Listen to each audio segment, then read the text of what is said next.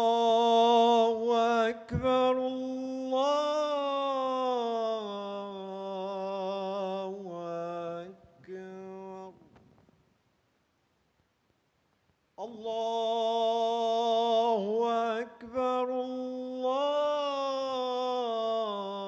الله أكبر أشهد أن لا إله إلا الله أشهد أن لا إله إلا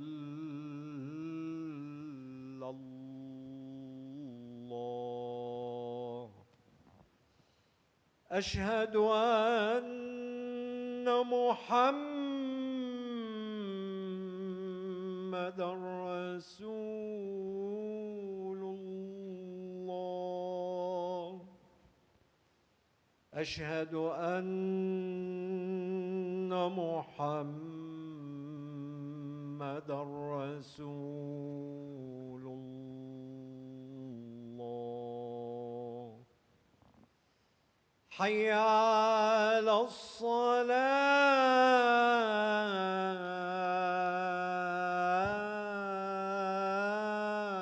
الصلاة حي على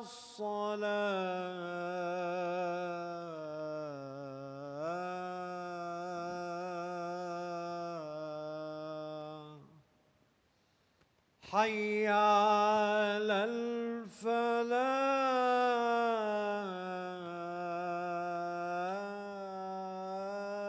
الفلاح حي على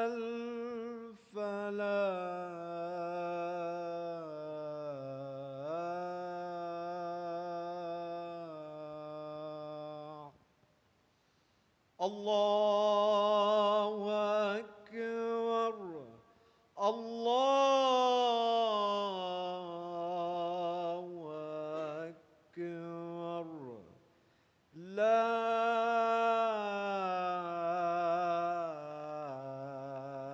إله إلا الله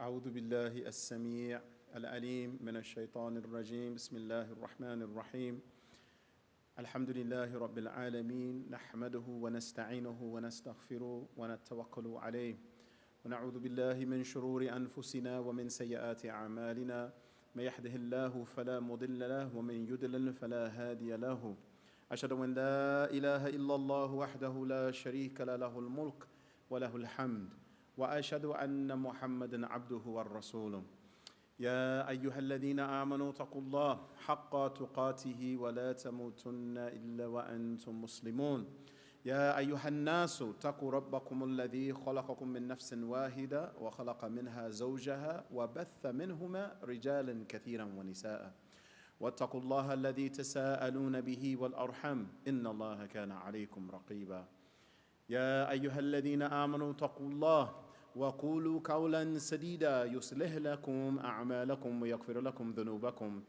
ومن يطع الله ورسوله فقد فاز فوزا عظيما أما بعد فإن أصدق الحديث كتاب الله وخير الهدي هدي محمد صلى الله عليه وسلم وشر الأمور محدثاتها وكل محدثة بدعة وكل بدعة دلالة وكل دلالة في النار Alhamdulillah ala ni'mat al-Islam wa kafa biha ni'ma. We say Alhamdulillah for the blessing of Islam, and it by itself is enough as a blessing. قال الله سبحانه وتعالى في كتابه أعوذ بالله من الشيطان الرجيم يا أيها الإنسان ما غرق بربك الكريم. وقال الله سبحانه وتعالى كلا بل ران على قلوبهم ما كانوا يكسبون. وقال الله سبحانه وتعالى قل يا عبادي الذين أسرفوا على أنفسهم لا تقنطوا من رحمة الله إن الله يغفر الذنوب جميعا إنه هو الغفور الرحيم. Allah subhanahu wa ta'ala has asked us a very important question in the Quran. When he said, O mankind, who has deluded you away from your noble Lord? And then he tells us the effect in another verse of that delusion. If you stay in that delusion, there's an effect. He said, كَلَّا بَلْ رَانَ عَلَى قُلُوبِهِمْ مَا كَانُوا يَكْسِبُونَ. Rather, they have rust on their hearts because of the sins that they earned. But then in another verse, he tells us that he forgives sins no matter what we have done. And he tells Rasulullah sallallahu alaihi wasallam to tell us to say, Ya ibadiya alladhina asrafu ala anfusihim. O my servants who have exceeded all bounds, يعني in sin, in oppressing themselves. Allah forgives all sins. Inna Allah yaghfiru dhunuba jami'a. Allah forgives all sins. Innahu huwa. He emphasizes that He is Ghafur ar-Rahim. So inshallah, this is the theme of my khutbah. Sins, the effect of sins, and what you do when you know you have acquired these sins. The question here, Ya Ibadullah, is not if you're going to sin. You're going to sin. In another hadith, Rasulullah ﷺ tells us that if you did not sin, Allah would destroy all of us and create a creation that does sin so that they could ask for forgiveness and He would forgive them. So the question is not if you're going to sin. The question is, what do you do after you realize that you have damaged yourself with sins? So I want to give you another hadith which is along the same theme. Hudayfa ibn al-Yaman, this hadith is recorded by Imam Muslim. Hudayfa ibn al-Yaman, he tells us that he heard Rasulullah sallallahu alaihi wasallam saying that fitn, this is the plural of fitna, mischief, problems, sins. Fitn is offered to the hearts the same way that straws are sewn into a woven mat, one after the other. Any heart that accepts that mischief, then a black dot is engraved into their heart. Then the hearts become like in two categories. The first one, white, like a rock. No mischief shall ever harm this category as long as the heavens and the earth exist. And the other category is black. Just as the cup that is turned upside down, for this heart does not recognize righteousness, nor does it renounce evil. So Rasulullah sallallahu alaihi wasallam is telling us again, you're going to be presented with mischief, with the opportunity to commit sins, one after the other, over and over and over again. And his description was the same way you make a rug or a carpet. You have a lot of lines running this way, and then you have a lot of lines running up and down. So one will come, even if you escape that one, you might not escape the next one. They will come one after the other. And then he says, the heart that's used to accepting it, they're used to accepting these type of sins. And Imam Birgivi, one of the famous Turkish imams, in commenting on this hadith, he said that you will be presented with two type of tests. Number one, the fitn will come to you naturally. It will come to you from your passions. It's time to pray, but you want to sleep. It's Ramadan, but you want to eat. You know, through your passions. And the other way that you'll be tested is through your shubuhat, delusions.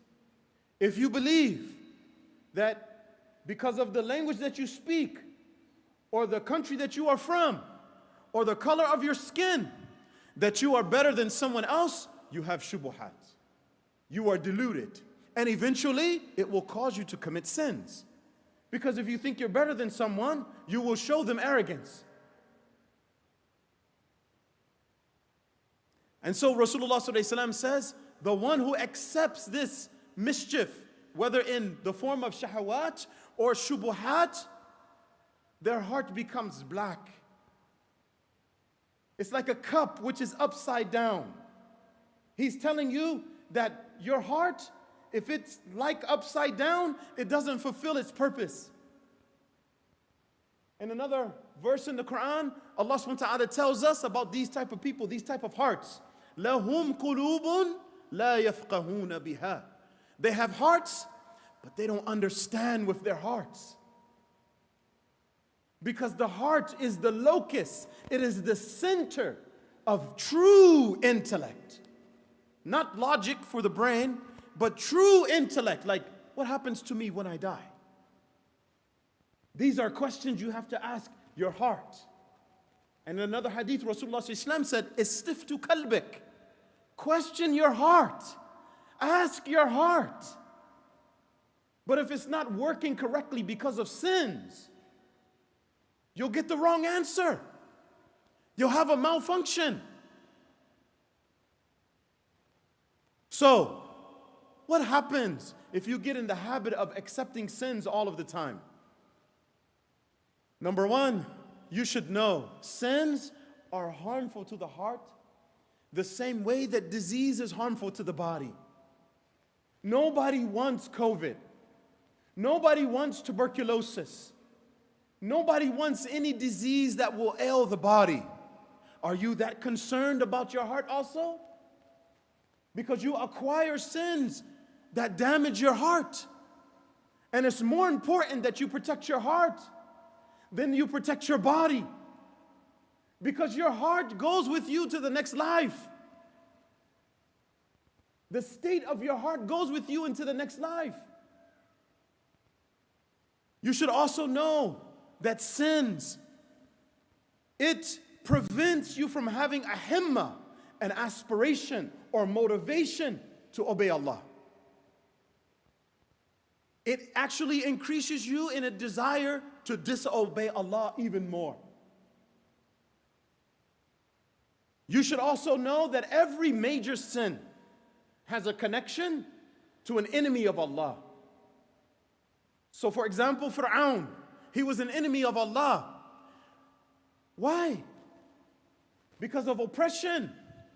In the hadith it says, Al-dhulmu dhulumat yawm al-qiyamah. That oppression is layers of darkness on the day of judgment. And you don't have to be a king to oppress people. It can be your wife. It can be your children. It can be your parents. It can be your employees. And he also had arrogance.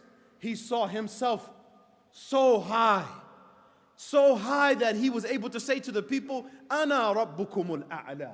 I am your Lord most high. And we all have this tendency. So beware. Qawm Lut, it needs no explanation. The people of Nabi Lut alayhi salam. The people of Nabi Shu'aib, they were into stealing and highway robbery and deceiving people out of their goods. These are major sins. And Allah mentions them in the Quran as people who were destroyed because of their sins. Another thing that Allah subhanahu wa ta'ala places in the heart of His creation is He places dissatisfaction with sinners, even if the people don't know what you have done. There's just something they don't like. It is the sunnah of Allah that when you obey Allah, He makes all of creation assist you and help you and submit to you. And this is what Fudail ibn Iyad said, because he had a very sensitive spirituality. So he said, when I commit a sin, I find the effects of it in my household. The people of my household began to disobey me and to disrespect me. And I know that I have committed a sin, so I began to do muhasaba. What did I do? How did I disobey Allah? He said, I even find it in my donkey. I tell my donkey what to do, the donkey doesn't listen. This is someone that is used to obeying Allah, and when he has problems, he knows that it's something that he did. But what about some of us? In our time, we're used to committing sins. Are our hearts black? Are our hearts closed? Are our hearts desensitized? Because we've gotten used to committing sins. Ya ibadallah, once you recognize this, turn back to Allah. Nothing can veil Allah subhanahu wa ta'ala. Nothing can remove Allah subhanahu wa ta'ala from you. He said, وَهُوَ مَعَكُمْ أَيْنَمَا كُنْتُمْ. He's with you wherever you are. He also said that He is أَقْرَبُ إِلَيْكَ مِنْ حَبْلِ الْوَرِيدِ. He's closer to you than even your jugular vein. But if you are not aware of the presence of Allah, is something wrong with you? There's nothing wrong with Allah. So if you know that you are distant from Allah, you know that you have committed many sins, Tubu ilallah, turn back to Allah. Allah didn't turn away from you, you turned away from Allah. And He says that this is what He loves. Allah loves at-tawwabin. He loves those who make it a habit to constantly turn to Him. Allah loves this. And mutatahhirin, those who strive to keep themselves pure. And this is talking about inwardly and outwardly. I want to tell you the story of Ka'ab bin Malik radiyallahu anhu. He's one of the companions of the Messenger of Allah sallallahu alaihi wasallam. And if you can understand this story, then you can understand the nature of turning back to Allah. Allah testing you when you turn back to Allah. And then He will forgive you. You should also try to understand from this story that the reason why this was so important, because the companions of Rasulullah sallallahu alaihi wasallam, they had bay'ah with him. They gave a pledge to Rasulullah sallallahu alaihi wasallam that they would always obey him. And obeying the Messenger of Allah sallallahu alaihi wasallam is obeying Allah. Disobeying the Messenger of Allah sallallahu alaihi wasallam is disobeying Allah. So Ka'ab bin Malik, he was one of the poets of Rasulullah sallallahu alaihi wasallam, along with Hassan bin Thabit and Abdullah ibn Rahawa. And he tells us in the hadith, which is recorded by Imam Muslim, that he attended all of the ghazawat of Rasulullah sallallahu alaihi wasallam, all of the military expeditions of Rasulullah sallallahu alaihi wasallam except Badr. So he was no slouch. And Rasulullah sallallahu alaihi wasallam told his companions, we're going to march to Tabuk to deal with a threat on the border of the Arabian Peninsula. And he told his companions to prepare. And he did this because it was in the middle of summer. It was very hot. No one wants to march 3 weeks in the hottest time of the year. And also, this is the time of the year when the fruits become ripe. And people begin to pluck, the ripe fruit for selling and eating. So Ka'ab bin Malik says he knew that Rasulullah sallallahu alaihi wasallam told him to prepare. So he kept telling himself, tomorrow, and then tomorrow comes. I'll do it tomorrow. Until finally the army leaves. And then he told himself, I'll catch up with them. They're moving very slow. Finally, he lost his resolve. And he just said, they're too far. I'm not going to go. He said, I began to look around Medina. And I noticed there was only 3 types of people. Number 1, the weak, or the elderly, or those who were known for being hypocrites, munafiqun. So he began to regret that he didn't go with Rasulullah sallallahu alaihi wasallam. And then he tells us he got the news that Rasulullah sallallahu alaihi wasallam was on his way back. And he began to think of excuses. What can I say to the Messenger of Allah sallallahu alaihi wasallam?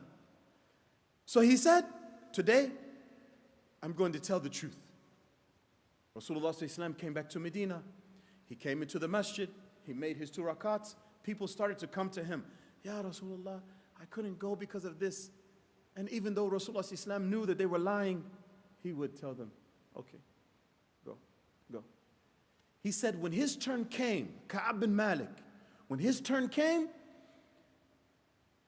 Rasulullah sallallahu alaihi wasallam told him to come, and Rasulullah sallallahu alaihi wasallam smiled at him with a smile filled with anger. And Rasulullah sallallahu alaihi wasallam said to him, what stopped you from joining us? Did you not purchase an animal that could carry you? He said, yes, Ya Rasulullah, but wallahi, if I were sitting in front of any other person in the world other than you, I would have avoided his anger with an excuse. Wallahi, I have been bestowed with the power of speaking fluently and eloquently, but wallahi, I knew well that if today I told you a lie in order to seek your favor, that in the future, Allah would make you angry with me. But if I tell you the truth, even though you become angry now, I hope for Allah's forgiveness. Really, by Allah, there was no excuse for me. I had never been stronger or wealthier than I was when I remained behind. So Rasulullah sallallahu alaihi wasallam looked at his companions and he said, as for this man, he has told the truth. So get up and wait until Allah decides your case. The first thing that Rasulullah sallallahu alaihi wasallam did was he told the people, you cannot speak to Ka'ab bin Malik. You can't speak to him. Ka'ab bin Malik said, I would go into the marketplace, I would give salams, and then no one would return the salams to me. He said on the 3rd week of this going on, he went to his cousin's house, who he said, I was beloved to him and he was beloved to me. I climbed over the wall, I found him in his garden, I said salamu alaikum to him 3 times. He didn't respond with salams. So I finally asked him, do you know that I love Allah and his messenger? And his cousin Abu Qatada said, Allah wa rasulahu a'lam. Allah and his messenger knows best. He said after this he was heartbroken. On the 40th day, Rasulullah sallallahu alaihi wasallam sent him a message and told him to not have any intimate relations with his wife. And some of the people, that were known for being hypocrites came to him and said, give Rasulullah sallallahu alaihi wasallam excuse. Tell him that you need her. Maybe you're sick or something. He'll let you. He said, no, wallahi, it's not the truth. And Allah knows it's not the truth. A king, a Christian king, sent him a letter telling him, we heard you're being mistreated in Medina after all the work you've done. If you come to us, we will treat you well and elevate you to the place that you deserve. And Ka'ab bin Malik said, I know that this is another test from Allah. Finally, after 50 days, the verses came down. And he said that Rasulullah sallallahu alaihi wasallam said to him that this is the best day that you have had since you were born. After 50 days of being examined as to his sincerity, then Allah sent down the message, you are forgiven. Do you understand? When you turn to Allah, He will test your sincerity. Are you moving your lips or are you being sincere with Allah? And if you're being sincere, you will be tested. He will place those desires back in your heart to see if you'll follow it. Subhanallah wa bihamdihi, ashhadu an la ilaha illa ant, nastaghfiruka wa natubu ilayk.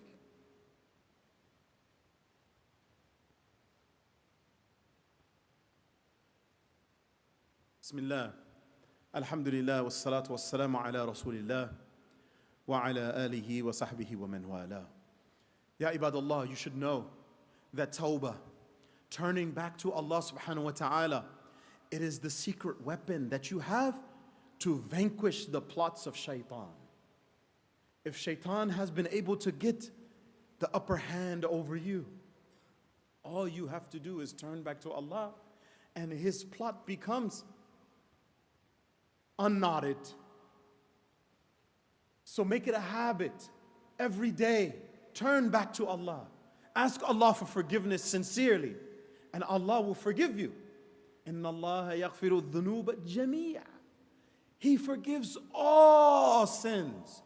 And don't let shaitan come to you and say, Allah won't forgive me. No, Allah, He will forgive you. And I'll end with this. The ulama say there are 3 conditions of tawbah, and you have to fulfill all of them for your tawbah to be sincere. Number 1, you turn back to Allah knowing that the way you was going before was disliked by Allah. It was hated to Allah. That's the first thing. This is a major sin and you are not going to do it anymore. Number 2, you are determined. You are determined to give up that thing that made you fall into disobedience. And number 3, your intention is to do that for the rest of your life. If that is your intention today, even if you fall into it again tomorrow, Allah, He will forgive you. Allah will forgive you. Now, how does tawbah look? A man came to Rasulullah sallallahu alaihi wasallam after Fath al-Makkah, and he had just become Muslim, and he said, Ya Rasulullah, I have committed many sins. Will Allah forgive me? Rasulullah said, yes, Allah, He will forgive you. So the man went away.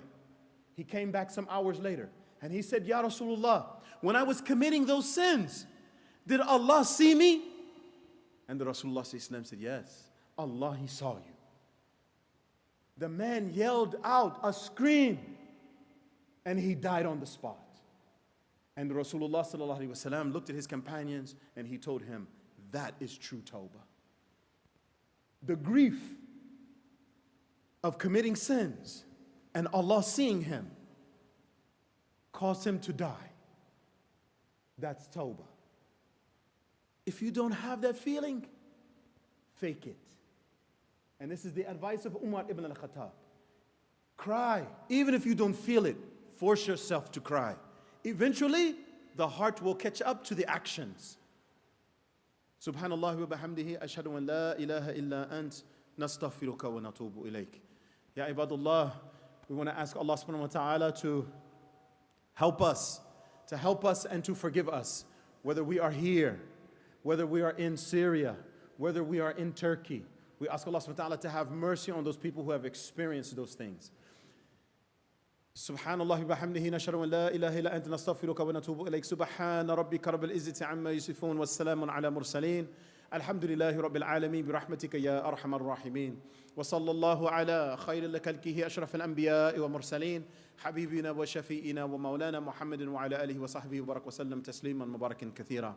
اللهم ربنا اغفر لنا ولوالدينا ولجميع المؤمنين والمؤمنات والمسلمين والمسلمات أحياء منهم والأموات. ربنا اغفر لنا وتب علينا إنك أنت التواب الرحيم. ربنا آتينا في الدنيا حسنة وفي الآخرة حسنة وقنا عذاب النار. Ya Allah, we ask you to give us the best of this life, to give us the best of the next life. Save us from the punishment of the fire. طاهر قلوبنا من كل وصف يباعدون عن مشاهدتك ومحبتك. We ask you, Ya Allah, purify our hearts from every characteristic that keeps us far away from you and from witnessing you. وقيموا الصلاة. Allahu Akbar, Allahu Akbar. أشهد أن لا إله إلا الله أشهد أن محمد رسول الله حي على الصلاة حي على الفلاح قد قامت الصلاة قد قامت الصلاة الله أكبر الله أكبر لا إله إلا الله.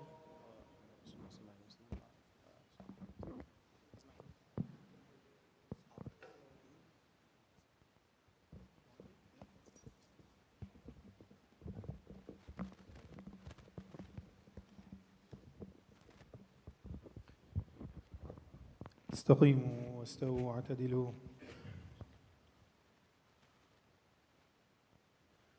الله أكبر.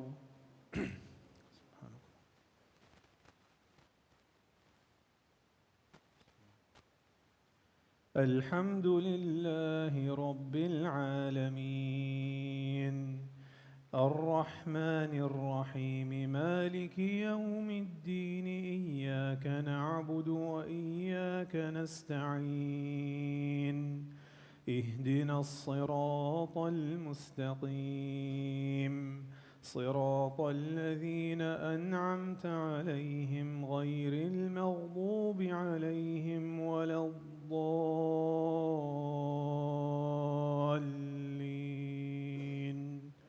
آمين. وهو القاهر فوق عباده ويرسل عليكم حفظة حتى إذا جاء أحدكم الموت توفته رسلنا وهم لا يفرطون ثم ردوا إلى الله مولاهم الحق ألا له الحكم وهو أسرع الحاسبين. الله أكبر.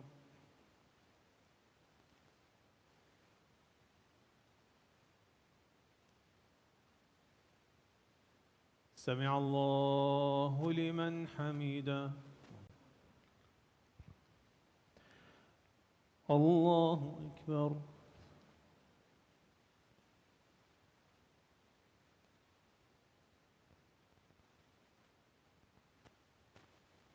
الله أكبر.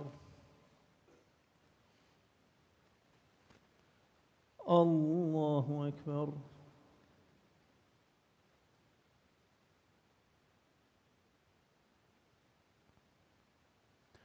الله أكبر. بسم الله.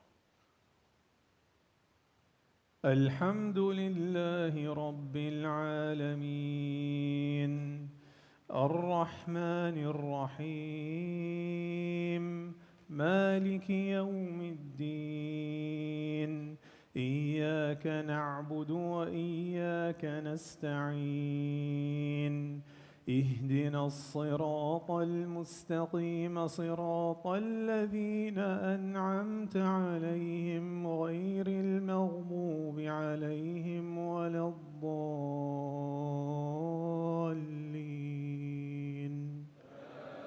آمين. قل من ينجيكم من ظلمات البر والبحر تدعونه تضرعا وخفية لئن أنجانا من هذه لنكونن من الشاكرين. قل الله ينجيكم منها ومن كل كرب ثم أنتم تشركون. قل هو القادر على أن يبعث عليكم عذابا من فوقكم أو من تحت أرجلكم أو يلبسكم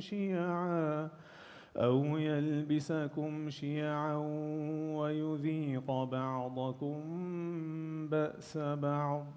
انظر كيف نصرف الآيات لعلهم يفقهون. الله أكبر.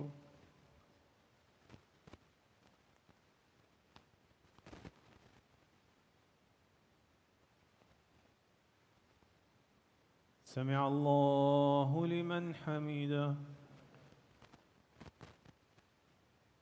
الله أكبر.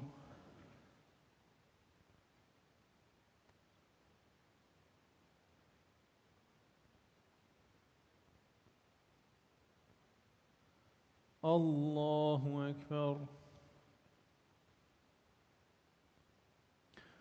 الله أكبر.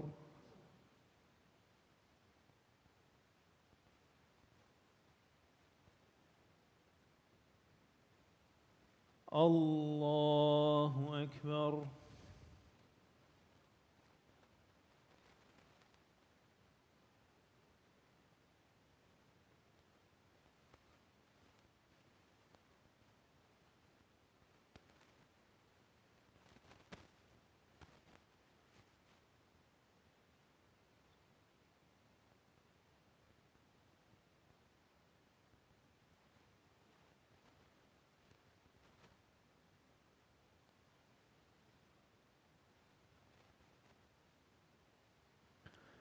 السلام عليكم ورحمة الله.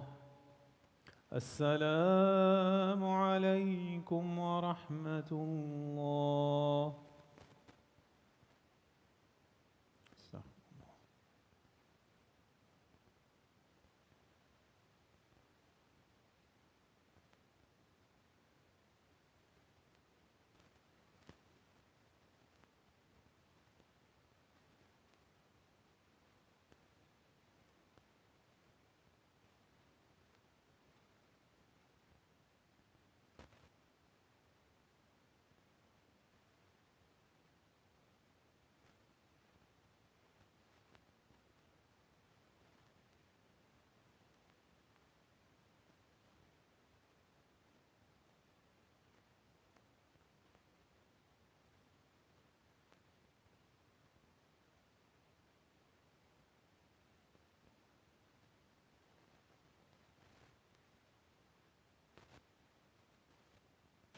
Assalamu alaikum wa rahmatullahi wa barakatuh.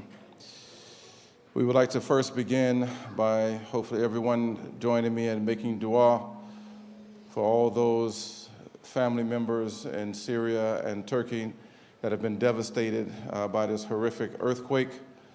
For those who have passed away, we beseech Allah subhanahu wa ta'ala to expand their graves and fill them with divine light. Ameen. And forgive them their sins. Ameen. And for those that have been blessed to survive it, may Allah Ta'ala grant them a full and speedy recovery.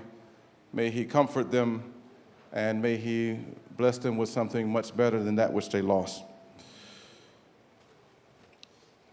A special word of thanks and appreciation to everyone who has so graciously donated their time and their clothes and their funds towards this effort. May Allah Ta'ala build for you all a home in Jannah. Ameen.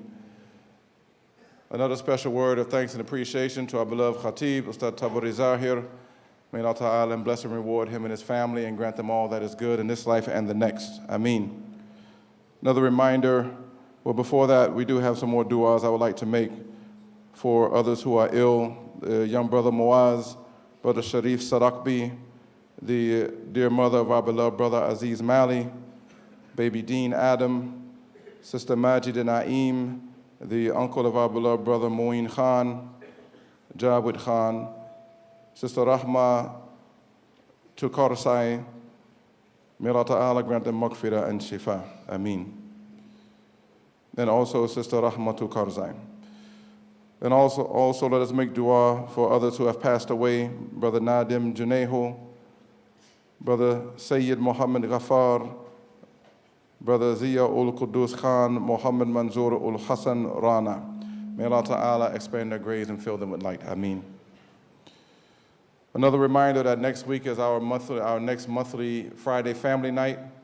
We will have a special event with our own dear beloved Sheikh Muhammad Osman and his brothers Sheikh Ibrahim Osman and Sheikh Abdullahi Osman, where they'll be speaking to us about their lives, and they'll be interviewed by our own Sheikh Mustafa Omar.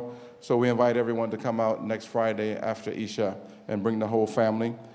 Lastly, Crimson Coward is selling lunches outside. We ask that you please pay them a visit on your way out. Jazakumullahu khairan for your patience. I know the announcements were long. Assalamu alaikum wa rahmatullahi wa barakatuh.